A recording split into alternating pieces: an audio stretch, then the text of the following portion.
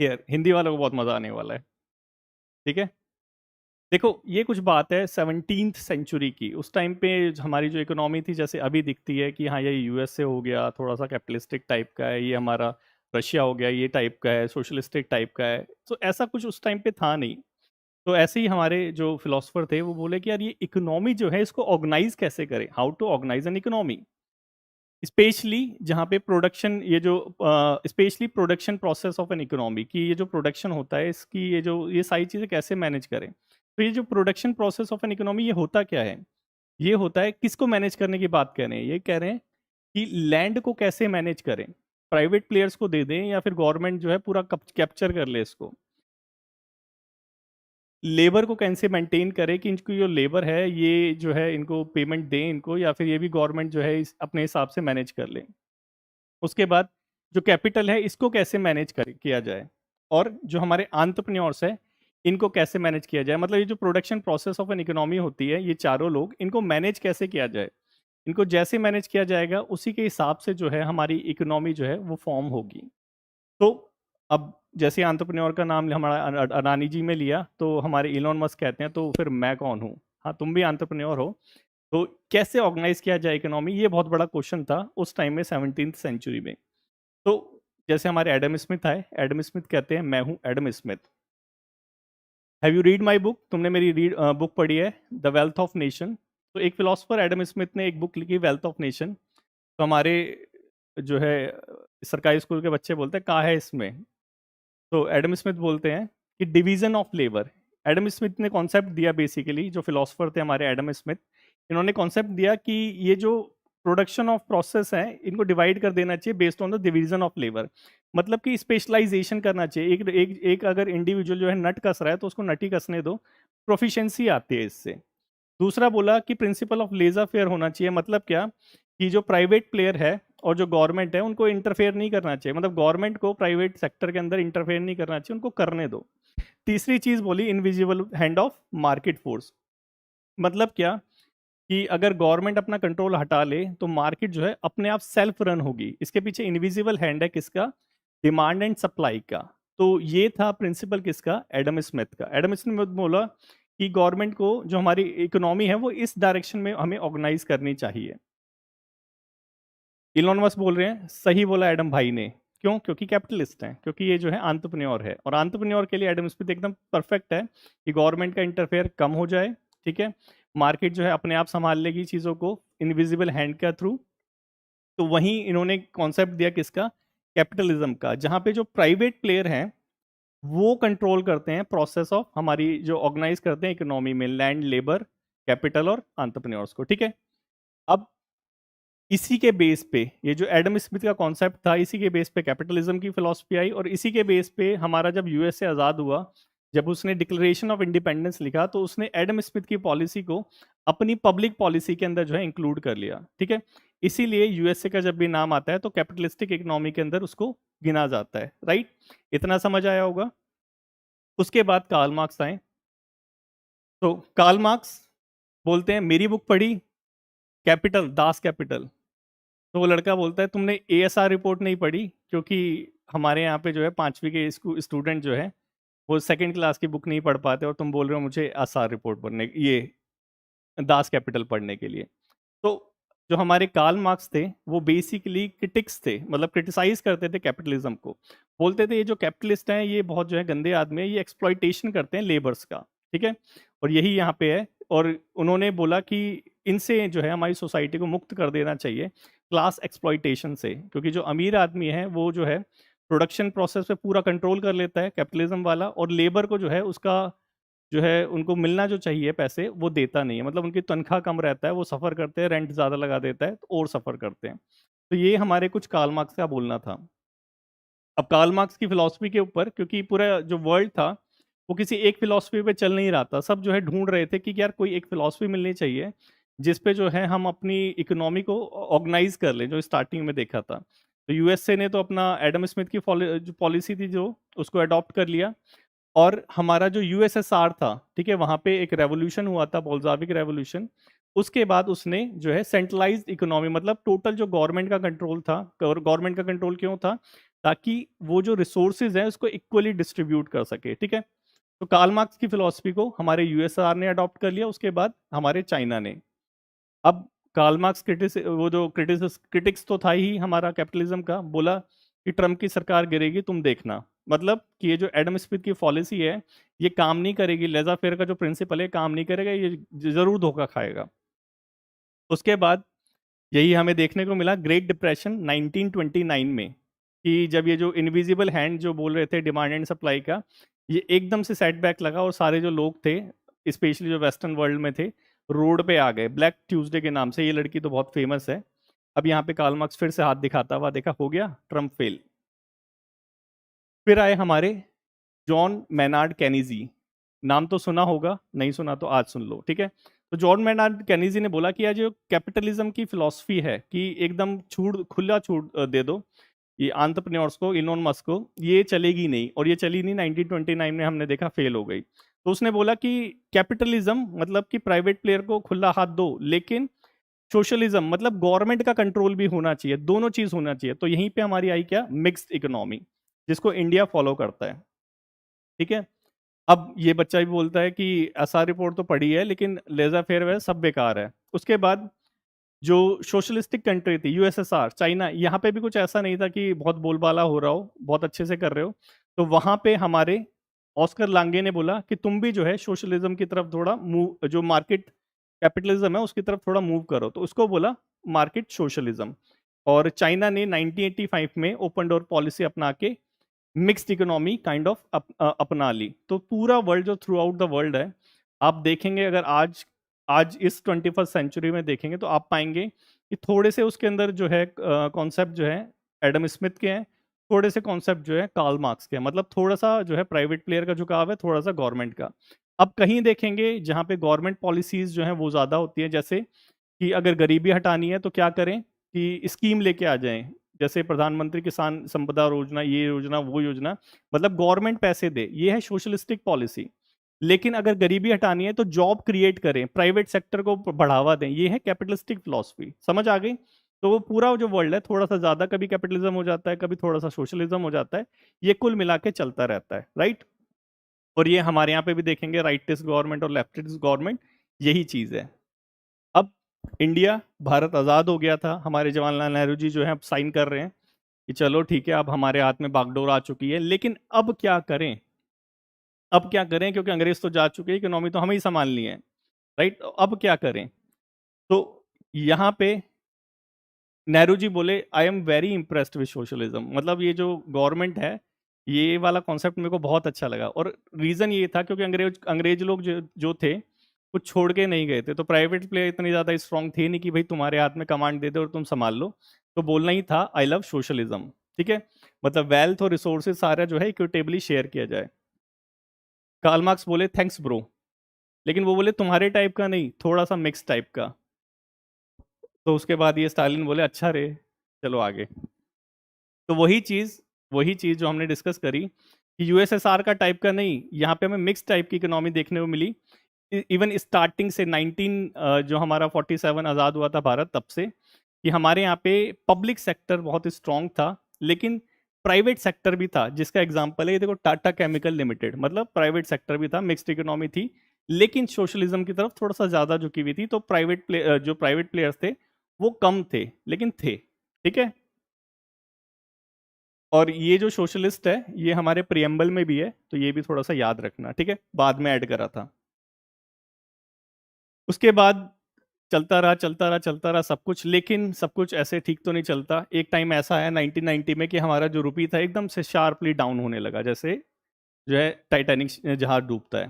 फिर हम हमारे आए मनमोहन सिंह जी और हमारी नरसिम्हा राव जी की गवर्नमेंट। सो इन्होंने इकोनॉमिक रिफॉर्म ये लेके आए। और हमारे यहाँ पे हुआ क्या था, बैलेंस ऑफ पेमेंट क्राइसिस, मतलब हमारा जो ये था फॉरेन एक्सचेंज जो रिजर्व था एकदम सूख चुका था। सो उस टाइम पे हमें पैसों की जरूरत थी और हमारी तरफ मदद का हाथ बढ़ाया आईएमएफ ने अपने एक्सटेंडेड फंड फैसिलिटी के थ्रू।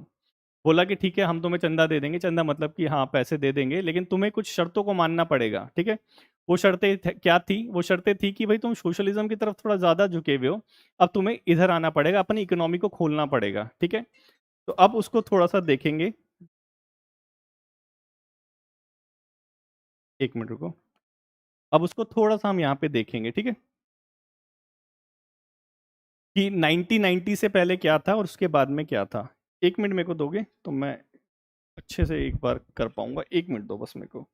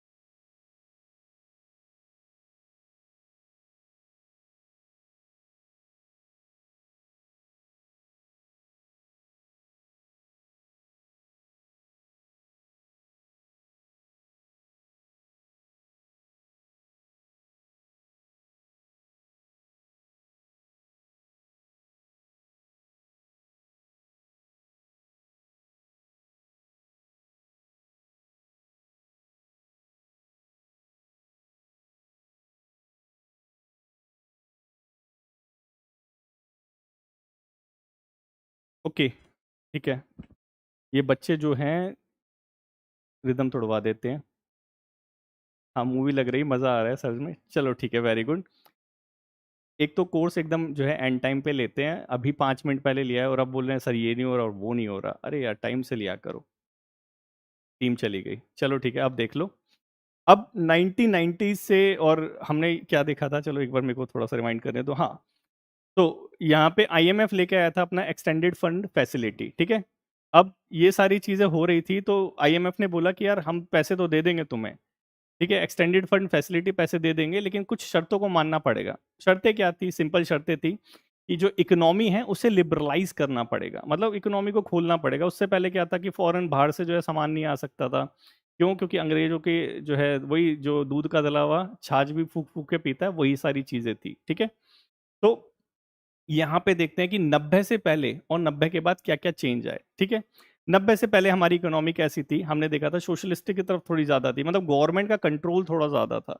यही चीज़ देखने को मिलती है कि जो की इंडस्ट्री थी, उस पे टोटल जो है गवर्नमेंट का कंट्रोल था। जैसे हमारी स्टील हो गई, हैवी इंडस्ट्री हो गई, माइनिंग इंडस्ट्री हो गई।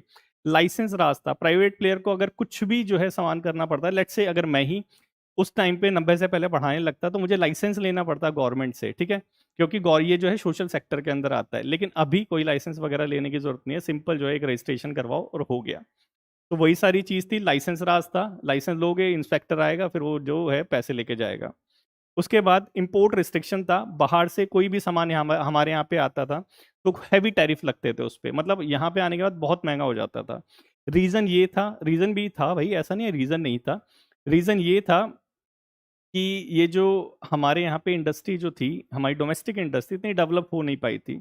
अगर हम अपनी इकोनॉमी को खोल देते, ठीक है, तो वो जो हमारी डोमेस्टिक इंडस्ट्री है, जो थोड़ी बहुत जॉब्स वगैरह क्रिएट कर रही थी, या कह लीजिए हमारे जो बेस बना रखा था, वो भी कहीं न कहीं कोलैप्स हो जाती।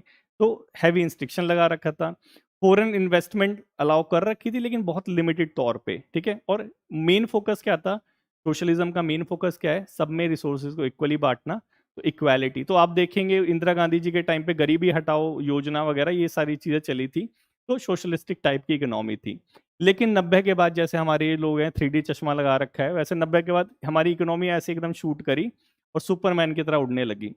हमने क्या करा? लिबरलाइज़ कर दिया, गवर्नमेंट का कंट्रोल हटा दिया, प्राइवेट बैंक्स वगैरह आने लग गए हमारे, प्राइवेट इंस्टीट्यूशंस वगैरह आने लग गए। उसके बाद प्राइवेटाइज़ेशन कर दिया, गवर्नमेंट की जो पीएसयूज़ थी, जो एकदम घाटे में जा रही थी, गवर्नमेंट ने बोला बेचो इनको। तो हमने जो है वो करना चालू कर दिया, privatisation of the PSUs. Globalisation, अपने आप को ग्लोबल इकोनॉमी से कनेक्ट करा। आप देखेंगे हमारा आईटी जो बूम आया था, वो इसी का जो है इफ़ेक्ट था। उसके बाद मार्केट में कॉम्पिटिशन बढ़ने लगा। जो पहले डिप्लोमेट्स जो थे हमारे, एम्बेसडर में तो बहुत अमीर आदमी जाते थे। डिप्लोमेट्स मतलब जो आईएएस वगैरह होते थे, वो बजाज के स्कूटर पे जाते थे।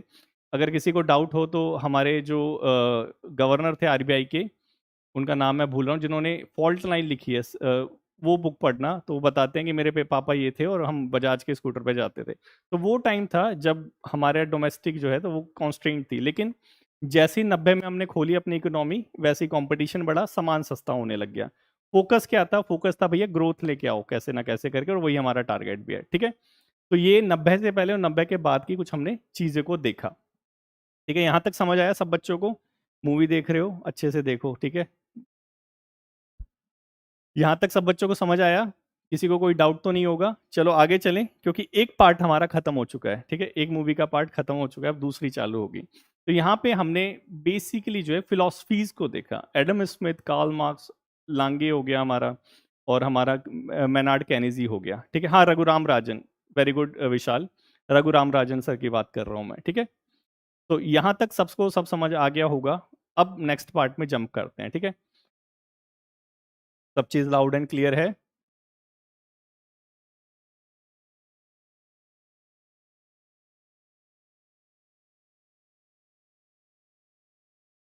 ठीक है, ठीक है, ठीक है। चलो अब नेक्स्ट पार्ट चलते हैं। पहले ये बताओ, मजा आ रहा है? पहले से ज्यादा, पहले से कम? जिन्होंने पहले लेक्चर ले रखा है, एक आधा भी लेक्चर लिया होगा, उनको पता होगा कि हाँ यार डिफरेंस है या नहीं है, ठीक है। तो वो थोड़ा सा मेरे को बताओ, ताकि मेरे को भी थोड़ा सा अच्छा लगे और मैं और ज्यादा एनर्जी के साथ जो है आपको पढ़ाऊँ, ठीक है। ऐसी क्लास होनी चाहिए एकदम, ठीक है। बस एक दिल आ गया बहुत है, बाकी बच्चे आलसी हो गए हैं शायद। चलो ठीक है, नेक्स्ट पार्ट में जंप करते हैं। करते रहना कमेंट, मैं इधर आ रहा हूँ। हाँ सर, वेरी गुड, एक आ गया, बहुत है। ठीक है, अब नेक्स्ट पार्ट में हम चलते हैं, जो हमारा आज का टॉपिक था, एग्रीकल्चर सेक्टर। एग्रीकल्चर सेक्टर, पहले ताऊ जी से राम राम ले लो, राम राम ताऊ। चलो अब आगे चलते हैं। सबसे पहले देखते हैं फूड ऑफ ये हमारी जो है इंडिया की फूड फिलॉसफी क्या है, ठीक है। हमारी जो फूड फिलॉसफी है बेसिकली 3 फेजेस में डिवाइड है। फर्स्ट फेजेस है जो हमारा 1950 से 1960 के बीच में चल रहा था, कि हमें यार एटलीस्ट फूड होना चाहिए, हमारे यहाँ पे खाना ही नहीं था जब आज़ाद हुआ था भारत, हमारे यहाँ पे खाना ही नहीं था। तो सबसे पहले हमें जो है अपना जो है फूड, अपने अनाज जो है अपने इंडिया में ही उगाना है, तो है food self sufficiency, first phase का नाम। सेकेंड फेज आया कि चल फूड आ गया, लेकिन उस टाइम पे भी ऐसा हो रहा था कि खाना तो आ गया लेकिन सब लोगों को मिल नहीं पा रहा है, तो अवेलेबिलिटी प्रोवाइड करानी है, मतलब फूड सिक्योरिटी, जो 1970 से 2000 तक चला, ठीक है। तीसरा फेज आया कि यहाँ लोग खाना वाना खा रहे हैं लेकिन फिर भी माल न्यूट्रिशन की प्रॉब्लम है, नेशनल सिक्योरिटी एक्ट है फिर भी माल न्यूट्रिशन की प्रॉब्लम है, तो इसको कैसे सॉल्व करें। तो थर्ड फेज आया हमारा न्यूट्रिशनल सिक्योरिटी, और इसी के अंदर जो है हमारा इकोलॉजिकल सिक्योरिटी भी आता है, ठीक है। तो ये 3 फिलॉसफी है हमारी फूड की, जिसको हम यहाँ पे देखेंगे। चलो, पहला कि अवेबिलिटी प्रोवाइड करानी है हमें, ठीक है। हमारे देश के अंदर इतना अनाज जो है पैदा करना है, we need to produce that much grain in our country so that our citizen can eat them, ठीक है। थोड़ा थोड़ा बीच में इंग्लिश मैं भूल जाता हूँ, मार्कोनी, पार्डन मी। तो हमें उतना फूड जो है प्रोड्यूस करना है कि हमारे जो खुद के लोग हैं वो खा सके, ठीक है। ये हमारा पहला टारगेट था। अब देखेंगे उस टाइम में ये, क्योंकि ये भारत आज़ाद हुआ था और 1960 तक यही चीज़ चली थी। अब एक चीज़ ज़रूर याद रखना, 1960 मतलब कट लाइन नहीं है, 1960 पे कट गया और 1960 के बाद जो है बिल्कुल भी हम डिपेंडेंट, धीरे धीरे ट्रांजिशन होता है, लेकिन मोर और लेस 1960 तक हम जो है ये फेज चला है, फर्स्ट फेज हमारा, ठीक है।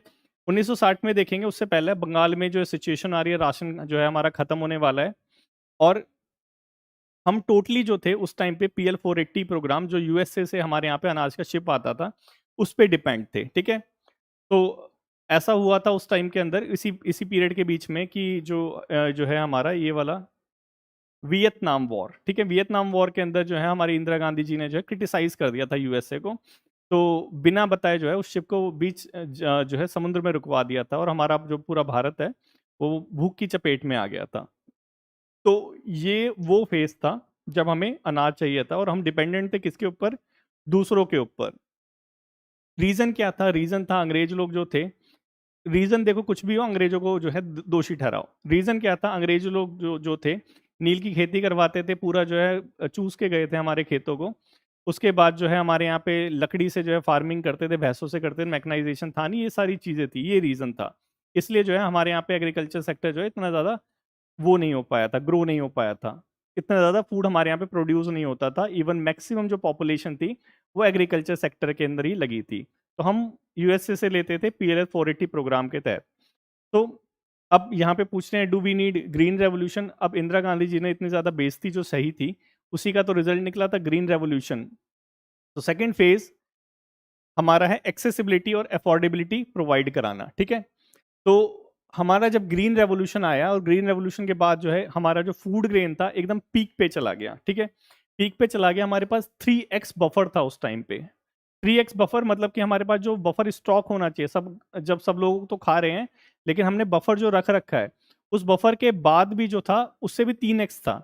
लेकिन उस टाइम पे भी जो है हमारे यहाँ पे लोग जो थे भूखे मर रहे थे। जैसे भूख से तड़पती माँ चल बसी, बेटा सिसकता रहा, भूख ने माँ की जान ली, इकलौता बेटा गंभीर, ठीक है, ये वाला न्यूज़पेपर का। ये hunger as a stigma isn't even a single death from hunger stigma.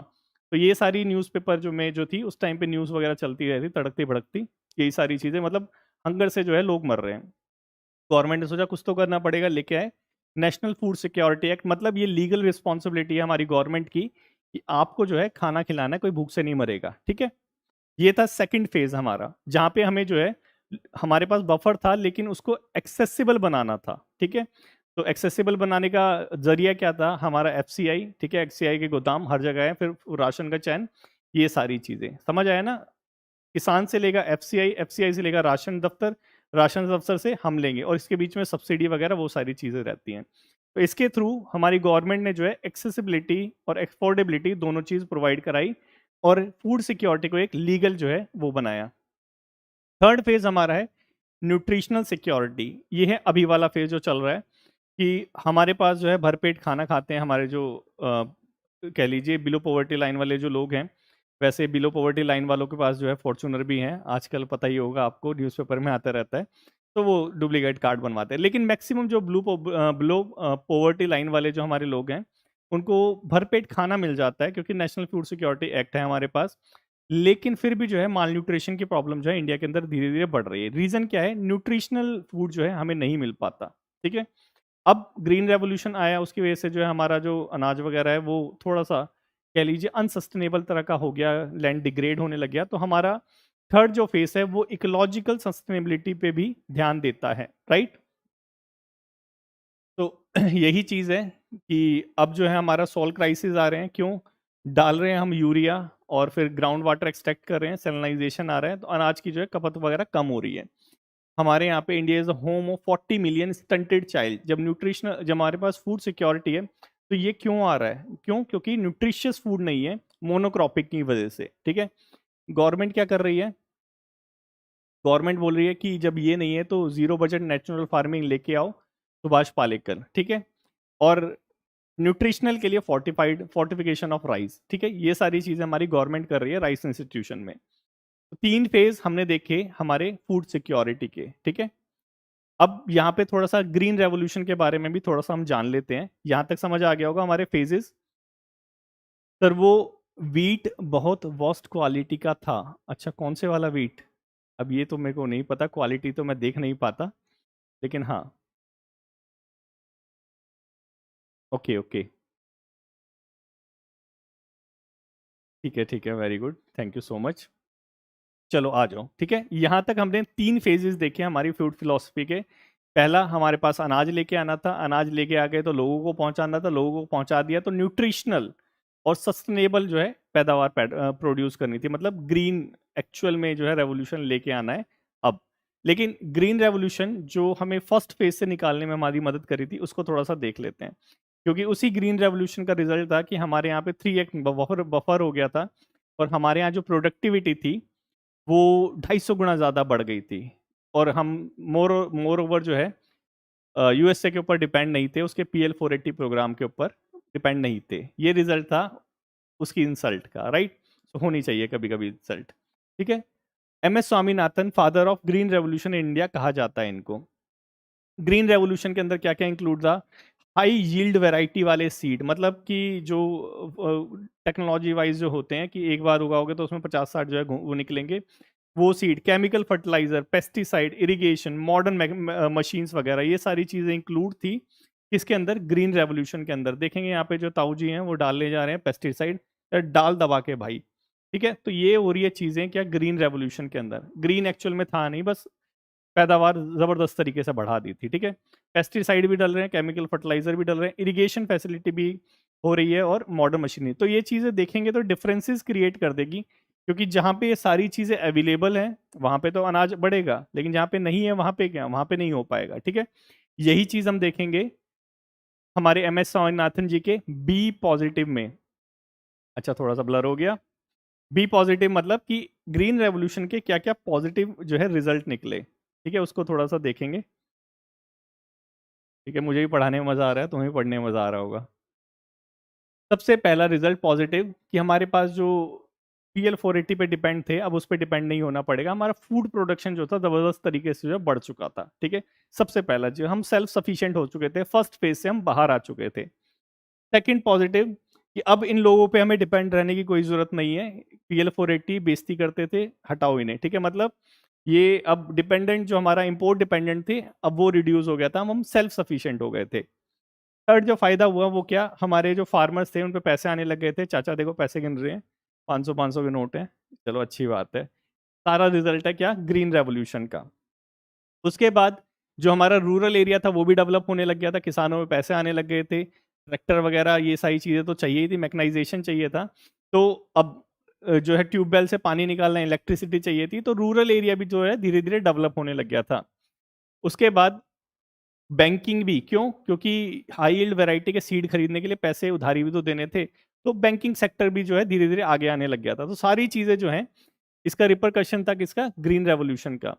उसके बाद इसके साथ जो अलाइड सेक्टर थे, जैसे फर्टिलाइजर इंडस्ट्री हो गई, ट्रैक्टर वाली हो गई, इरिगेशन फैसिलिटी हो गई, ये सारी चीज़ें भी जो है डेवलप होने लगी, मतलब इंडस्ट्रियल ग्रोथ भी होने लग गया ग्रीन रेवोल्यूशन की वजह से। ठीक है, अब आप बोलोगे सर ये कहाँ पे लिखेंगे, ये सारी चीज़ लिख पाओगे जब कोई एक ऐसा टॉपिक आएगा जहाँ पे आपको सोचना पड़ेगा। ठीक है, तो ये सारी चीज़ होंगी, इसीलिए मैंने टेस्ट दिया है।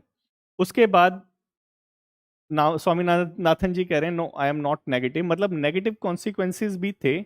वो क्या थे, नेगेटिव कॉन्सिक्वेंसेज हमने देखा था डाल दबा के। ठीक है, डाल रहे हैं भैया फर्टिलाइजर और पेस्टिसाइड, तो एनवायरमेंटल प्रॉब्लम तो आएगी, वही soil degradation, excess chemical use की वजह से ग्राउंड वाटर डिप्लीशन होने लग गया, बायोडाइवर्सिटी लॉस होने लग गया, जो हमारे फ्रेंड ऑफ द फार्मर कहे जाते हैं, पेस्टिसाइड वगैरह की वजह से वो मारे जाने लगे। ठीक है, ये सारी चीजें होने लगी। उसकी वजह से रीजनल इम्बैलेंस आने लग गया। कैसे रीजनल इम्बैलेंस आने लग गया कि जिन, हमने देखा था ना कि उसके अंदर इरिगेशन फैसिलिटी चाहिए, ट्रैक्टर फैसिलिटी चाहिए, तुम्हें फर्टिलाइजर खरीदना है, बैंकिंग फैसिलिटी अच्छी होनी चाहिए, तो जिस एरिया में वो सारी चीज़ें थी, जैसे पंजाब हरियाणा, और जिस एरिया में वो सारी चीज़ें नहीं थी, जैसे विदर्भा वगैरह रीजन हो गया, तो इनके बीच में जो है इम्बैलेंस क्रिएट होने लग गया। पंजाब के फार्मर रिच होने लग गए, वहाँ के पुअर होने लग गए, मतलब एक स्टेट जो है डेवलप्ड होने लग गया, एक स्टेट जो है पुअर होने लग गया। तो ये होगा किसकी वजह से, ग्रीन रेवोल्यूशन की वजह से।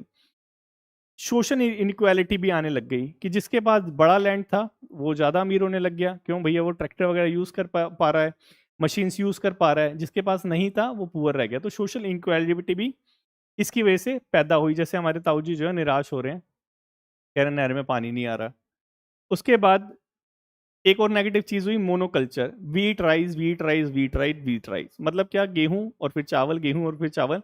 एमएसपी ने भी बहुत अच्छा रोल प्ले किया है इसके लिए। तो न्यूट्रिशनल जो इम्बैलेंस हमने देखा, जो हमारा थर्ड फेज का टारगेट है, उसका रीजन क्या है, हमारा मोनोक्रॉपिंग। ठीक है, ये सारी चीजें समझ आ रही होंगी। अब बोल रहे हैं माई स्टेटस व्हाट्सएप का स्टेटस, नहीं नहीं नहीं नहीं स्वामीनाथन जी ऐसा कुछ नहीं है, आपके स्टेटस की बात नहीं कर रहे, एग्रीकल्चर स्टेटस की बात करें। अब ये सारी चीजें हो गई हैं तो एग्रीकल्चर का स्टेटस भी हम देख ही लेते हैं। ठीक है, कि हमारा एग्रीकल्चर सेक्टर जो है वो कैसा चल रहा है।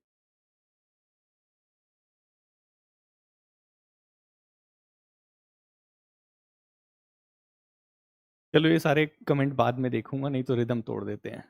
बाकी तुम अपने आप ही जो है सॉल्व करते रहो इसको। ठीक है, सही सॉल्व करते हो। चलो ठीक है, अब हमें स्वामीनाथन जी बोल रहे हैं मेरा स्टेटस कह रहे हो क्या, नहीं नहीं नहीं आपका नहीं, एग्रीकल्चर स्टेटस देखते हैं। अब इतनी सारी चीज हुई हैं तो देख ही लेते हैं एग्रीकल्चर में क्या क्या चल रहा है। ठीक है, जीडीपी का देखते हैं पहले, एग्रीकल्चर जो है कितना कंट्रीब्यूट करता है जीडीपी में। शेयर इन जीडीपी 16%, मतलब हमारा जो एग्रीकल्चर सेक्टर है वो 16% जो है कंट्रीब्यूट करता है, और शेयर पॉपुलेशन में 46.1% है। ये हमारा है इकोनॉमिक सर्वे जो हमारा 2000 ये 24-25 है। ठीक है, ये भी यही कहता है बात, 16% ऑफ द कंट्री जीडीपी और फिर 46% of the population, not only does it perform. तो मतलब कि ये कुछ हाल है हमारे एग्रीकल्चर सेक्टर का। मैक्सिमम जो हमारे कह लीजिए जो यूथ है, वर्किंग फोर्स है, वो वर्क कर रही है कहाँ पे? एग्रीकल्चर सेक्टर में, लेकिन इतने पैसे कमा नहीं पा रही है। क्यों?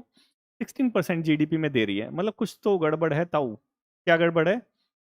ये गड़बड़ है। इसीलिए जो हमारा फार्मर है वो पुअर है। क्यों? क्योंकि 16% जब पैसे कमा पा रहा है और लगे हुए हैं वहां पे 46 आदमी। अगर एक 100 रुपए वाली बात करें तो मतलब एक आदमी जो है 1 रुपया भी नहीं कमा रहा है। ये हालात है हमारे एग्रीकल्चर सेक्टर के। वर्क फोर्स वहां पे जो है टू मच है, डिस्गाइज एम्प्लॉयमेंट है। डिस्गाइज एम्प्लॉयमेंट मतलब जहाँ पे एक आदमी की जरूरत है वहां पे 4 आदमी लगे पड़े हैं। ये एग्रीकल्चर सेक्टर के हाल है। इसीलिए जो हमारा फार्मर है वो दुखी है। देख भी रहे हो तुम लोग ना।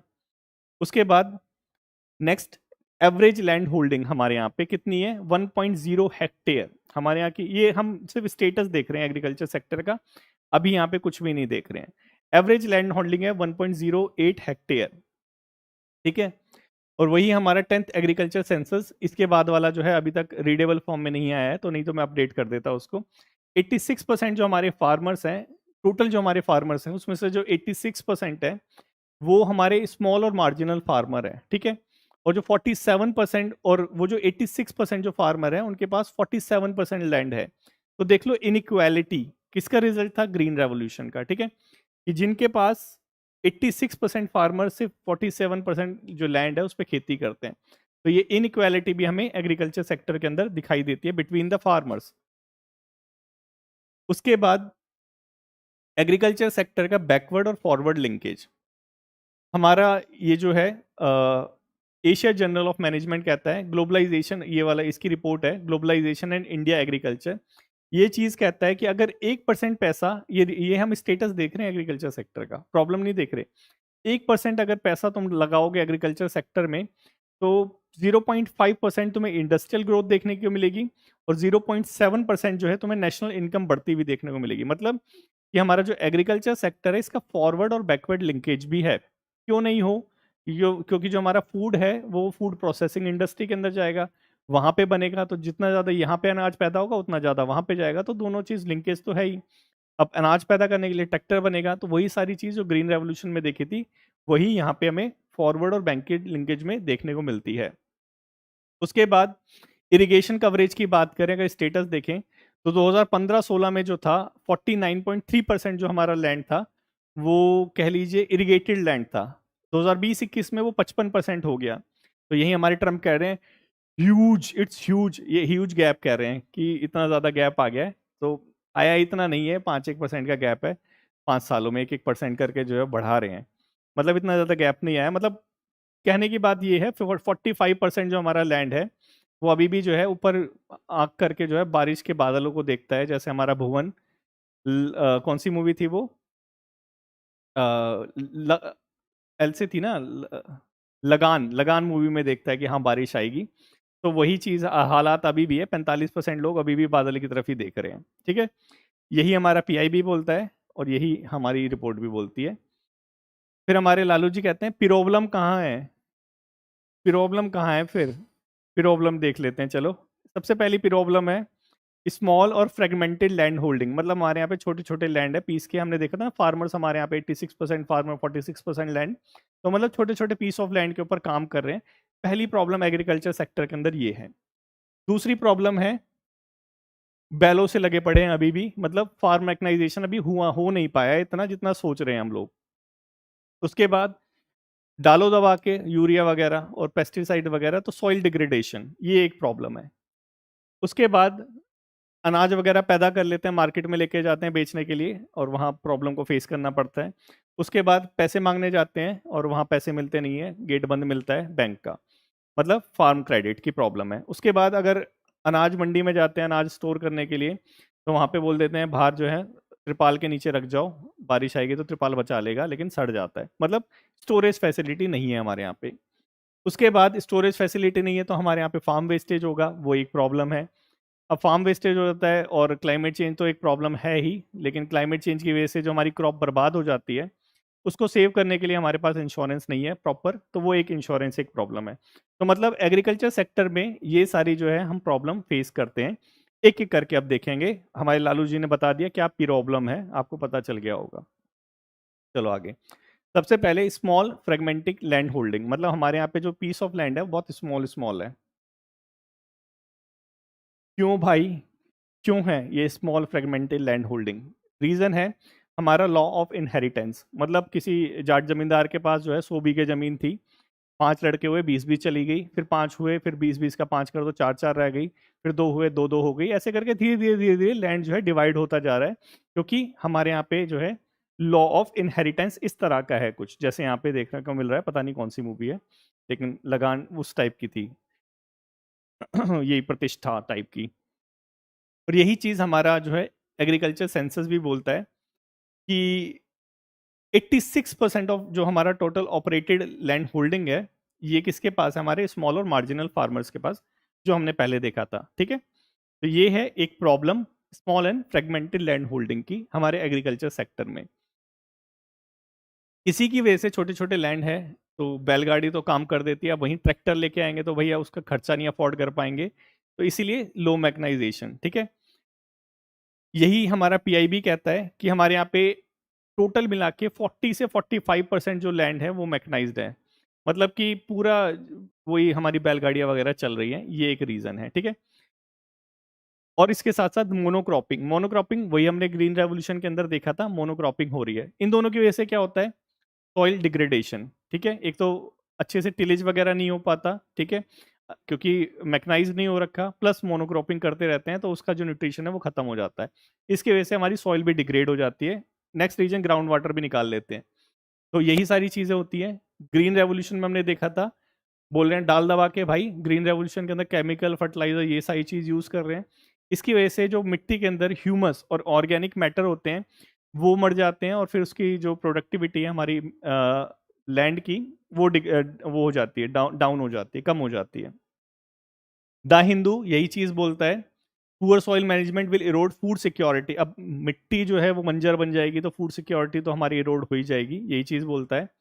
ठीक है, इरिगेशन फैसिलिटी कम है, ग्राउंड वाटर से पानी निकालते हैं और पानी सूख जाता है तो उसमें जो है मिट्टी के कण बाहर वो आ जाते हैं, नमक वाले कण, तो उससे सेलनाइजेशन हो जाता है। ठीक है, हरियाणा पंजाब में ये प्रॉब्लम रहती है, वो भी एक चीज फेस कर रहे हैं, और वो भी कंट्रीब्यूट किस में करती है? हमारे ऑयल डिग्रेडेशन में, ये प्रॉब्लम है।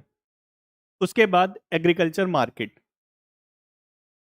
न्योछावर चाहिए एग्रीकल्चर मार्केट में। एग्रीकल्चर मार्केट में क्या प्रॉब्लम है? एपीएमसी जो एक्ट है वो बोलता है कि सिर्फ जो लाइसेंस्ड वाला जो तुम्हारा कमीशन एजेंट है, सिर्फ उसको ही जो तुम है अपनी एग्रीकल्चर प्रोडक्ट्स है जो वो बेच सकते हो, ऐसा नहीं है किसी को भी तुम बेच दोगे, ये प्रॉब्लम है। अब वो लाइसेंस वाला बोलता है न्योछावर लाओ, क्योंकि पॉलिटिकल नेक्सेस रहते हैं सारे, वो सारी चीजें, तो ये एपीएमसी के अंदर जो है प्रॉब्लम है।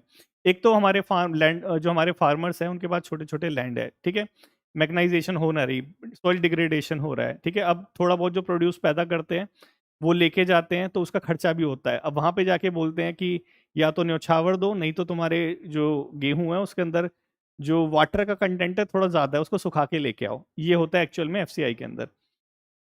ठीक है, ये एक प्रॉब्लम है एग्रीकल्चर मार्केट में, क्योंकि वहां पे एग्रीकल्चर मार्केट में न्योछावर मांगने वाले एफसीआई वाले ही हैं। ठीक है उसके बाद इकोनॉमिक सर्वे 2014-15 भी इसी चीज को बोलता है कि ये जो मार्केट फीस लगा रखी है ये सिर्फ जो है पॉलिटिकल का वो ड्रामा है, मतलब कि मार्केट डिस्टॉर्शन के लिए। उसके बाद ये जो लाइसेंस फीस लगा रखी है ये भी उसी लिए प्रीमियम पेड करने वाला, क्योंकि जो एजेंट्स हैं, जो कमीशन एजेंट्स हैं, उन्हीं को लाइसेंस देंगे जिनका पॉलिटिकल नेक्सस रहेगा, जो कुछ जो है न्योछावर चढ़ाएंगे। ठीक है, तो वही सारी चीज जो है मार्केट को डिस्टॉर्ट करती है, ठीक है, बैरियर क्रिएट करती है।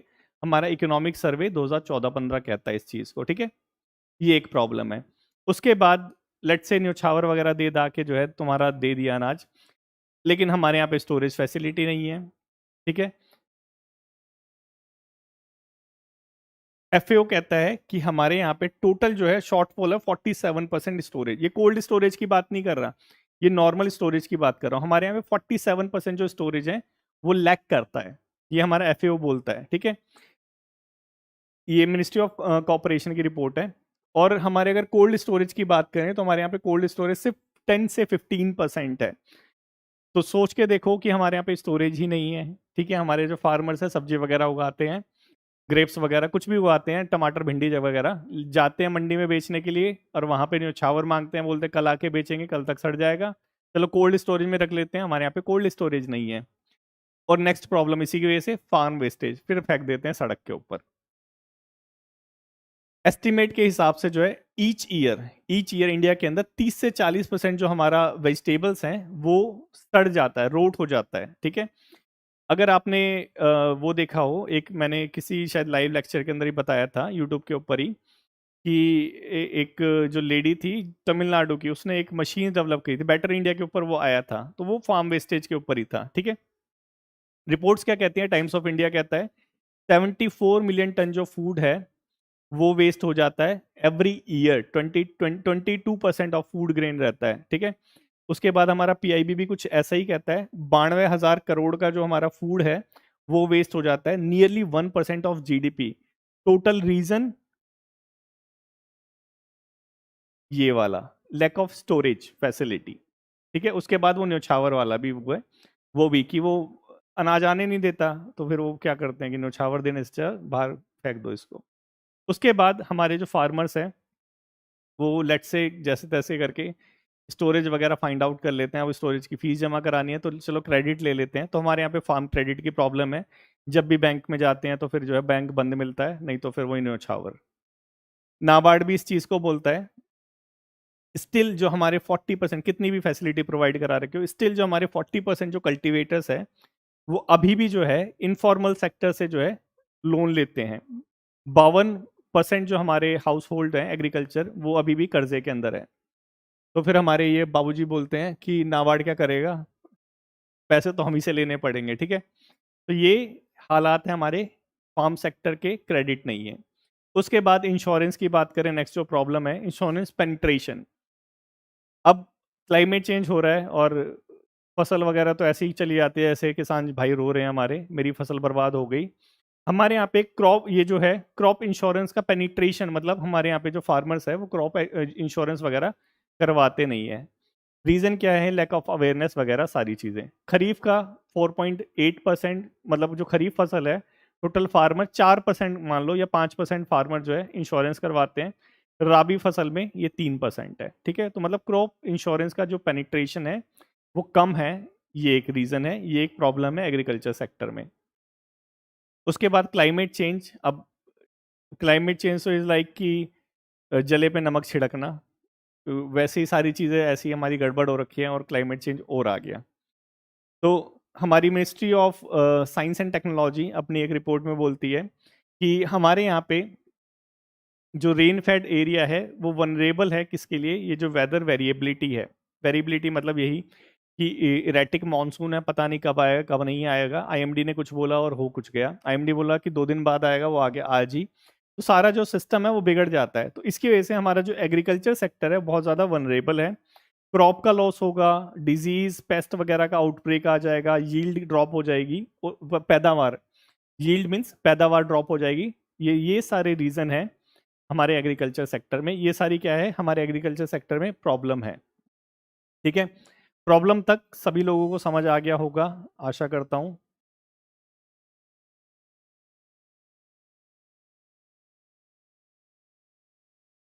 Thank you so much. समझ आ रहा है सब बच्चों को एग्रीकल्चर मार्केट, ठीक है। एपीएमसी मीन्स, अच्छा एपीएमसी, चलो सही बच्चे हैं, अपने आप ही सॉल्व कर लेते हैं आदि चीज़ों को।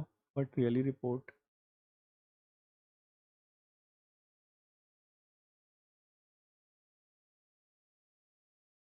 हाँ जो भी है, हाँ लगान लगान, ठीक है। चलो ये सारी चीज़ें समझ आ गई। अब नेक्स्ट चलें, नेक्स्ट देखते हैं अपना सॉल्यूशन, ठीक है। चलो नेक्स्ट अब सॉल्यूशन देखते हैं। अब सॉल्यूशन क्या है, ये सारी तो हमारी प्रॉब्लम है एग्रीकल्चर सेक्टर के अंदर। सॉल्यूशन, सॉल्यूशन है हमारे, मोदी जी बता रहे हैं लैंड कंसोलिडेशन कर दो, फ्रेगमेंटेड है तो फार्म मैकनाइजेशन करना पड़ेगा, सॉइल फर्टिलिटी को बढ़ाना पड़ेगा, मार्केट रिफॉर्म करने पड़ेंगे, स्टोरेज फैसिलिटी को बढ़ाना पड़ेगा, फूड प्रोसेसिंग इंडस्ट्री को जो है लेके आना पड़ेगा ताकि ये जो वेस्टेज है वो कम हो पाए, क्रेडिट फैसिलिटी को जो है बढ़ाना पड़ेगा, इंश्योरेंस पेनिट्रेशन को बढ़ाना पड़ेगा, क्लाइमेट चेंज है इससे बचाना पड़ेगा क्योंकि रोक तो सकते नहीं है, ठीक है। तो अब एक एक करके देखते हैं सॉल्यूशंस को। सबसे पहला लैंड कंसोलिडेशन, ठीक है। अब हमें इससे ये बनाना है, ये जो फ्रेगमेंटेड लैंड है इसको कंसोलिडेट करना है। तो हमारी गवर्नमेंट जो है काफ़ी ज़्यादा एफर्ट कर रही है काफ़ी ज़्यादा स्कीम्स वगैरह वो सारी चीज़ें लेके आ गई हैं। जैसे हमारे यहाँ पे है digital India land record modernisation programme, कि हमारा जो लैंड रिकॉर्ड है उसको डिजिटली जो है वो करेगी। हमारा जो स्वामित्व है, स्वामित्व स्कीम, वो भी यही चीज़ कर रही है, लैंड को जो है डिजिटलाइज वो कर रही है। क्योंकि लैंड कंसोलिडेशन के एक्ट हैं, सारी चीज़ें हैं, एफपीओ वगैरह सब हैं, लेकिन ज़मीन के लिए भाई भाई नहीं फट देता है। मतलब क्या कि ज़मीन ज़मीन के पीछे जो है फार्मर्स के बीच में लड़ाइयाँ हो जाती हैं। तो उसको रोकने के लिए डिजिटलाइज जो है लैंड रिकॉर्ड रहेगा, कंसोलिडेशन होगा। वो बोलेगा नहीं कि एक पैर जमीन मेरी इधर थी, एक पैर जमीन मेरी इधर थी। ठीक है, I hope you are getting my point. ठीक है, तो ये सारी चीज़ें हमारी स्कीम है फॉर प्रमोटिंग लैंड कंसोलिडेशन। ठीक है, ये समझ आया एकदम से ये क्या हो गया?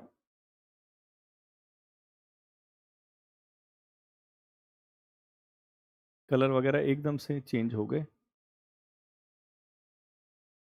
शायद, पीछे की वजह से। ठीक है ठीक है, सारी चीज़ समझ आ रही है। अच्छा, वो इसका पीसी का हुआ है। तो ये हमारी गवर्नमेंट कर रही है, they are doing effort for the land consolidation to increase the productivity of farming sector, farmers की इनकम भी बढ़ानी है। ठीक है, तो ये एक चीज़ है लैंड कंसोलिडेशन। दूसरा फार्म मैकनाइजेशन, अब यहाँ से हमें यहाँ तक आना है। ठीक है, तो इसके लिए हमारी गवर्नमेंट लेके आई है सब मिशन ऑन एग्रीकल्चर मैकनाइजेशन, कि स्टेट गवर्नमेंट को assistant to provide assistant to the state government, तो दैट कि हम जो है अपने फार्मर्स को जो है उधारी पे जो है ट्रैक्टर वगैरह दे सकें। ठीक है, ऐसा तो है नहीं कि खरीद के दे देंगे, उधारी पे ही दे सकते हैं। और उसी के लिए हमारा कस्टमर हायरिंग सेंटर, जैसे ये भी कस्टमर हायरिंग सेंटर है, तो आप दिखाए थे इसके और दे दिया ये वाला ट्रैक्टर, तो वो ही है जो भी है, लेकिन है यही। ठीक है, तो हमारी गवर्नमेंट कर रही है मैकनाइजेशन के लिए, जो हमारे कस्टमर हायरिंग सेंटर है, ये सारी चीज़ें डेवलप कर रही है, स्टेट की भी हेल्प कर रही है कि हाँ भाई तुम भी जो है उधारी वाली दुकान खोलो, थोड़े बहुत पैसे भी आएंगे। उसके बाद नेक्स्ट सॉइल फर्टिलिटी। अब ये देखो हमने देखा था कि डाल दबा के हो रहा है, तो अब उस सॉइल फर्टिलिटी को जो है इम्प्रूव भी करना है। तो हमारी गवर्नमेंट बहुत सारे काम कर रही है, जैसे हमारा सॉइल हेल्थ कार्ड, ये दिख रहा है, ये है सॉइल हेल्थ कार्ड। उसके बाद हमारे पारेकर जी का जीरो बजट नेशनल फार्मिंग याद आ गया होगा। उसके बाद क्रॉप डाइवर्सिफिकेशन करो, मोनोक्रॉपिंग कर रहे हैं, वीट और राइस, वीट और राइस, इसको थोड़ा सा चेंज करो। मनरेगा इरिगेशन फैसिलिटी को इम्प्रूव करने के लिए, क्योंकि ग्राउंड वाटर एक्सट्रैक्ट करेंगे तो सैलिनाइजेशन होगा, तो नहरें लेके आओ, नहरों के लिए हमारी मनरेगा, मनरेगा वालों से जो है नहरें खुदवाओ। उसके बाद हमारी गवर्नमेंट की स्कीम, हर खेत को पानी और मोर क्रॉप पर ड्रॉप, स्प्रिंकल इरिगेशन और ये इरिगेशन, ड्रिप इरिगेशन, जो भी याद है वो लिख देना। ठीक है, तो ये सारी चीज़ें इंक्रीज करेगी क्या, सॉइल फर्टिलिटी। उसके बाद हमारी मार्केट रिफॉर्म, अरे दादा न्योछावर, अब इसको न्योछावर भी चाहिए। तो इसके लिए हमारी गवर्नमेंट क्या कर रही है, गवर्नमेंट लेके आई है model APMC act, agriculture produce market, जो हमारी कमेटी है, इसका एक एक्ट लेके आई है, ताकि एग्रीकल्चर जो प्रोड्यूस है, अभी तक सिर्फ लाइसेंस वालों को जो है सेल किया जाता था, अब यहाँ पे जो है ये जो हमारे लाइसेंस कमीशन थे, इसको हटा के फार्मर सीधा जो है कस्टमर को बेचे। ये चीज़ कर रही है, फार्मर सीधा जो है प्राइवेट प्लेयर्स को बेचें, ताकि कंपटीशन वगैरह आए।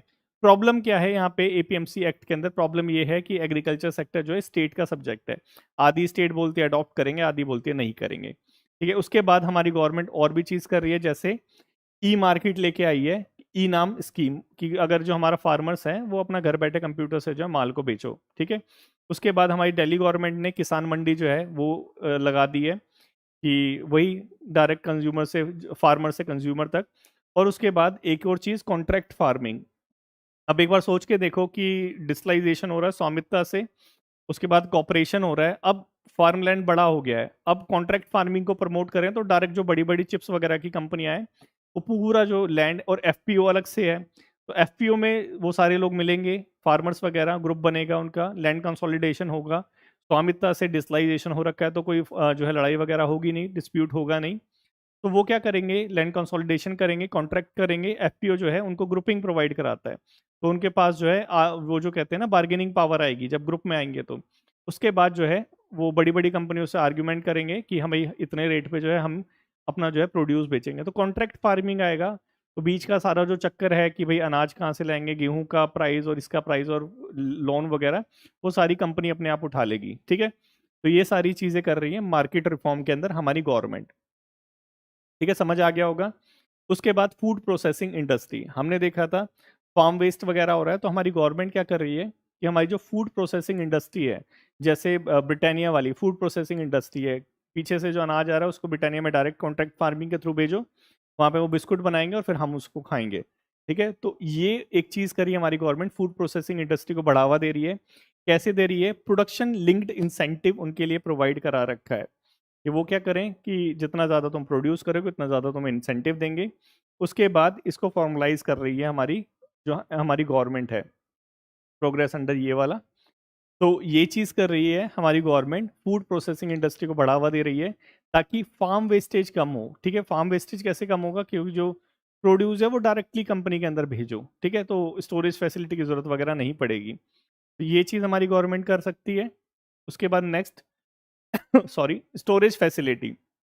हमने देखा था हमारा अनाज जो है ऐसे खुले में पड़ा हुआ है, अब उसको एक स्टोरेज फैसिलिटी तो लगानी पड़ेगी। तो हमारी गवर्नमेंट उसके लिए क्या कर रही है? हमारी गवर्नमेंट लेके आ रही है स्कीमें, प्रधानमंत्री किसान संपदा योजना जिसके अंदर जो है हमारी गवर्नमेंट कोल्ड स्टोरेज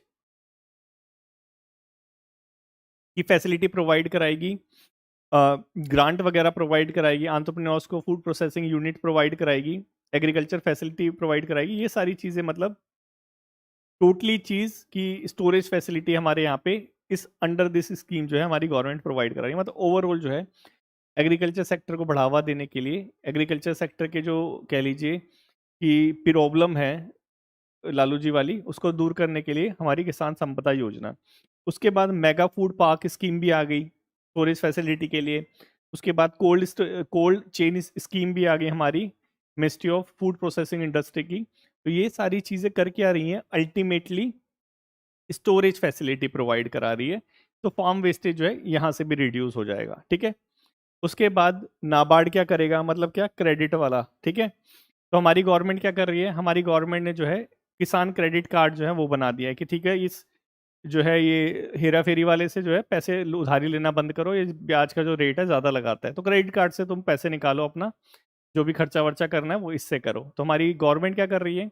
किसान क्रेडिट कार्ड लेके आ रही है, प्रायोरिटी सेक्टर लैंडिंग 8% जो है मैंडेटरी है स्मॉल और मार्जिनल फार्मिंग को। मतलब क्या है कि हमारे जो एसबीआई वगैरह है, हमारे जो बैंक्स वगैरह हैं, उनको अपने खाते में से 8% जो उनका जो भी होगा, जो उनका बैलेंस शीट होगा, 8% उन मार्जिनल फार्मर को उधारी देनी ही पड़ेगी। ये मैंडेटरी है, मना नहीं कर सकती कि आ गए तो उनको मना कर दिया कि नहीं तुम कल आना, ऐसा नहीं। अब बैंक को खोल के रखना पड़ेगा क्योंकि 8% मैंडेटरी है। ठीक है, पहले देखा था ना बंद था गेट, अब खोल दिया है। तो ये चीज़ हमारी गवर्नमेंट ने करी है। उसके बाद इंश्योरेंस पेनिट्रेशन। अब इंश्योरेंस के लिए हमारी गवर्नमेंट जो है स्कीम लेके आ गई है, फसल बीमा योजना, प्रधानमंत्री फसल बीमा योजना। और इसका जो है बस प्रमोशन वगैरह करना है, बाकी फसल बीमा सब जो करवा ही लेंगे। उसके बाद नेक्स्ट हमारा क्लाइमेट चेंज हमने देखा था लास्ट। हमारा जो फार्मर है, एक तो फसल बीमा था नहीं, और फिर इरेटिक मानसून। तो उसके लिए हमारी गवर्नमेंट क्या कर रही है? बाकी सारी चीज़ें तो देख ही ली हमने, स्टोरेज फैसिलिटी वगैरह प्रोवाइड करा रही है, इंश्योरेंस प्रोवाइड करा रही है। क्लाइमेट चेंज की स्पेशली क्या करिए? क्लाइमेट रेजिलिएंट क्रॉप्स को है बढ़ावा दे रही है, जैसे मिलेट्स वगैरह। वर्टिकल फार्मिंग, ये है वर्टिकल फार्मिंग। ठीक है, तो हमारे जो खेत हैं ऐसे थे, अब यहाँ पे थोड़ा तंबू वंबू लगा के पूरा वर्टिकल फार्मिंग जो है उसको प्रमोट कर रही है। हाइड्रोफोनिक्स, ये वाला, इसको प्रमोट कर रही है। और एग्रीकल्चर एक्सटेंशन सर्विस, मतलब कि customer care service kind of agriculture sector की, वो प्रोवाइड करा रही है हमारी गवर्नमेंट। तो ये सारी चीज़ें कर रही है हमारी गवर्नमेंट एग्रीकल्चर सेक्टर को बढ़ावा देने के लिए। तो आई होप कि आज का जो लेक्चर है वो अच्छे से समझ आ गया होगा, कुछ भी ऐसी चीज़ नहीं थी जो आपको ना समझ आई हो, इतनी मैं आशा करता हूँ। अगर आप किसी का कोई डाउट है तो वो पूछ सकता है। मखाना बोर्ड, ये भी चीज़ चल रही है, but now credit card opening is really difficult. अब वो सारी चीज़ें चलती रहती है क्योंकि वो ग्राउंड लेवल पे जो है वो बैंक वाले अपनी जो है मनमानी करते हैं थोड़ी बहुत, लेकिन गवर्नमेंट जो है ऊपर से पूरा जो है जोर लगा रखा है इम्प्रूव करने के लिए। ठीक है,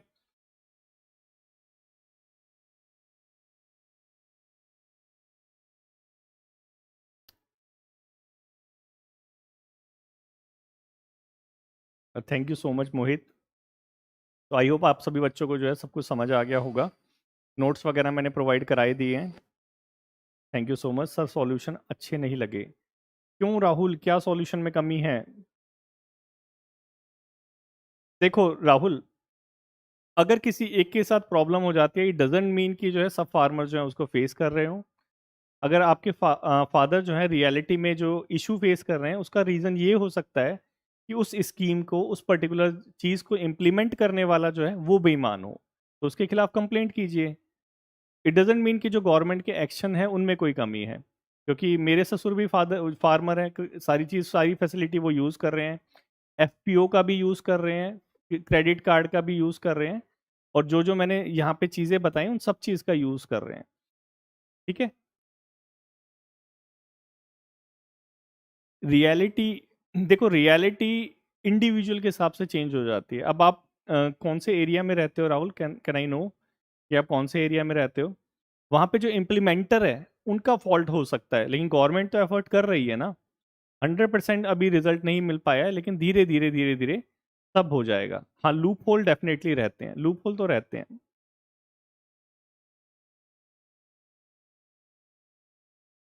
हाँ, अवेयरनेस की जरूरत है। अगर कोई ऐसा करता है तो कंप्लेंट करो उसके अगेंस्ट में, आवाज उठानी पड़ती है ना। हम जस्ट कोटा,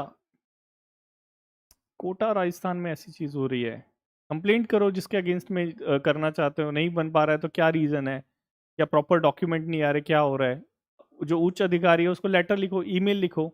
आजकल तो फैसिलिटी बहुत ज़्यादा हो गई है, थोड़े से सबूत जमा करो और ईमेल लिखो ऑफिसर को, एसडीएम वगैरह को। तुम्हारे उधर की तरफ तो टीना डाबी जो है बहुत एक्टिव रहती है मैम, तो वहाँ पे उनको ईमेल लिखो डायरेक्टली। उनकी ईमेल आईडी चाहिए तो मेरे से ले लो, मैं प्रोवाइड करा दूंगा। ठीक है। बट इट डजेंट मीन कि जो गवर्नमेंट का सॉल्यूशन है वो इनइफेक्टिव है ना, ऐसा नहीं है। ठीक है। तो थोड़ा सा पॉजिटिव सोचो। ये प्रॉब्लम फेस होती है क्योंकि गवर्नमेंट सर्वेंट्स का जो है एटीट्यूड ऐसा है, वो कॉलोनियल टाइम का एटीट्यूड है गवर्नमेंट सर्वेंट का, कि हम जो है गवर्नमेंट सर्वेंट बन गए, देन हम जो है अब जो है वो हैं, क्या कहते हैं उसे, ससुर, वो दामाद वाला, हाँ सरकारी दामाद, और फिर उसके बाद कोई काम नहीं करना। अभी एक स्टूडेंट का मेरे पे कॉल आया कल, ही वाज सेइंग कि सुप्रीम कोर्ट ऑफ इंडिया में, मैं ऋतिक की बात नहीं कर रहा, किसी और की बात कर रहा हूँ, तो ही वाज सेइंग कि सुप्रीम कोर्ट ऑफ इंडिया में सर जो है मैं ज्वाइन कर रहा हूँ, लेकिन सर मेरे को बहुत जो टेंशन हो रही है। मैंने कहा क्यों टेंशन हो रही है? कह रहा सर टेंशन इस बात की है कि वहाँ पे ना वो दो, कई कई बच्चों को जो है वो लाइब्रेरी और दूसरा सेक्शन जो है अलॉट कर रहे हैं, कई को जो है जुडिशरी के साथ अटैच कर रहे हैं। तो जो जुडिशरी के साथ है ना वो घर पे 7 बजे तक जाते हैं, 8 बजे तक जाते हैं, और जो दूसरे वाले हैं वो 6 बजे चले जाते हैं। तो मैंने कहा कि यार गवर्नमेंट सर्वेंट बनना चाहते हो क्यों? क्योंकि काम नहीं करना चाहते इसलिए। अब देखो 9 बज रहे हैं, मैं भी काम कर रहा हूँ ना अभी तक, तो वाई नॉट दे, वो क्यों नहीं कर सकते काम इन सब इसको? तो गवर्नमेंट के सर्वेंट का जो है एटीट्यूड ऐसा है, इसीलिए मैंने गवर्नमेंट सर्विसेज जो है रिजाइन करा था, क्योंकि उस एटीट्यूड में जो है मैं सरवाइव नहीं कर सकता है, क्योंकि मैं इतना ज़्यादा ऐसा नहीं हूँ कि कामचोर टाइप का। ठीक है। तो वो एटीट्यूड की प्रॉब्लम है गवर्नमेंट सर्वेंट की, गवर्नमेंट की तरफ से एफर्ट पूरा है। ठीक है। तो एटीट्यूड की प्रॉब्लम को सॉल्व करने का तरीका बहुत अच्छा है, कंप्लेंट करो। ठीक है। क्योंकि सबकी कंप्लेंट होती है और सबकी कंप्लेंट सुनी भी जाती है। वो लगता है ऐसा है हमें कि गवर्नमेंट सर्वेंट की कंप्लेंट हम नहीं कर सकते, लेकिन एक बार करो तो ये जो पुलिस वाले हैं ये भी सीधे हो जाते हैं। तो थोड़ा डेयर बनना पड़ता है, थोड़ा सा बोल्ड बनना पड़ता है। ठीक है। राहुल, तुमसे बात कर रहा हूँ। यस सर, उनको 2 करोड़ भी मिले हैं। इसकी पीडीएफ सर ने पहले ही टेलीग्राम पे दे दी। चलो ठीक है। Okay everyone.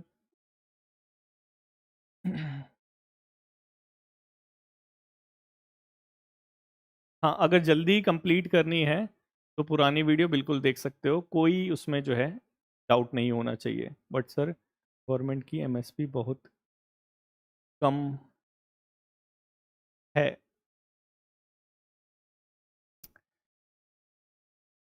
चलो ठीक है, ये डिबेटेबल टॉपिक है, ये पूरी रात चलेगा।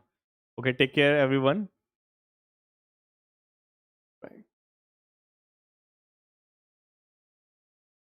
Try to add some current. ये सारी करंट की तो न्यूज़ है मन्नू, सारी सब करंट का है, क्या नहीं करंट का है ये बताओ तुम मेरे को।